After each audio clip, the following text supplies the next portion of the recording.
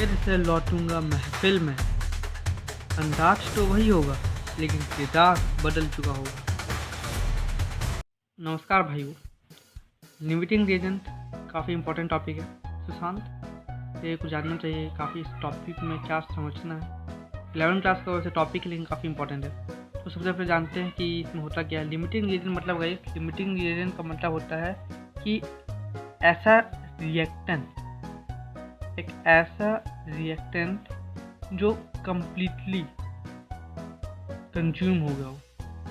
मतलब आपने मान लीजिए बिस्किट लिया और आप उसे खा गए, मतलब उसे आप खा गए, तो हम लोग क्या कहेंगे कि वो कम्प्लीटली कंज्यूम हो चुका है, ठीक ना। तो लिमिटिंग इंग्रेडिएंट उसी को बोलते हैं जो कम्प्लीटली कंज्यूम हो जाए, ऐसा रिएक्टेंट। बट भाई सुशांत भाई, सवाल है तो हमें पता कैसे चलेगा, ठीक है ना। तो उसका टेंशन मतलब सुशांत भाई के साथ हो, सब पता चलेगा, ठीक है। तो एग्जाम्पल लेते हैं। मान लो हमारे पास एक ए है प्लस 2b है एंड ये सी बना है, ठीक है ना। ये जो है गाइस इनिशियली मतलब जब रिएक्शन नहीं हुआ है उस समय इनिशियली ये 5 मोल्स का है, ठीक है। 2b गाइस 12 मोल्स का है एंड सी गाइस जो कि 0 मोल्स का है। सिंपल सी बात है भाई इनिशियली।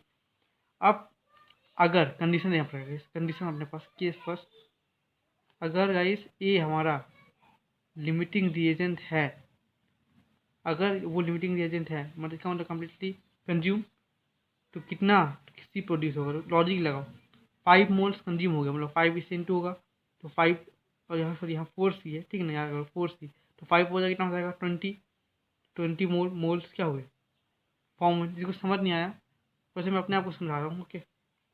मेरे को आ गया भाई, ठीक है। केस 2 हम लोग मान लेते हैं गाइस बी लिमिटिंग रीजेंट है। अगर बी लिमिटिंग रीजेंट है तो 12 मोल्स कंज्यूम होना चाहिए।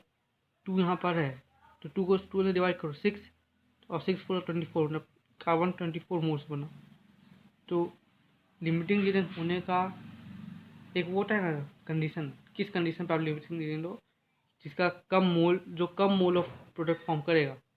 तो ये 20 मोल प्रोडक्ट फॉर्म कर रहा है, ये 24, तो जो कम मोल प्रोड्यूस करेगा वही होगा लिमिटिंग रीजन। तो इसमें लिमिटिंग रीजन हो जाएगा ए। यही टॉपिक है लिमिटिंग रीजन, इस पर हम करेंगे क्वेश्चंस भर के। धन्यवाद।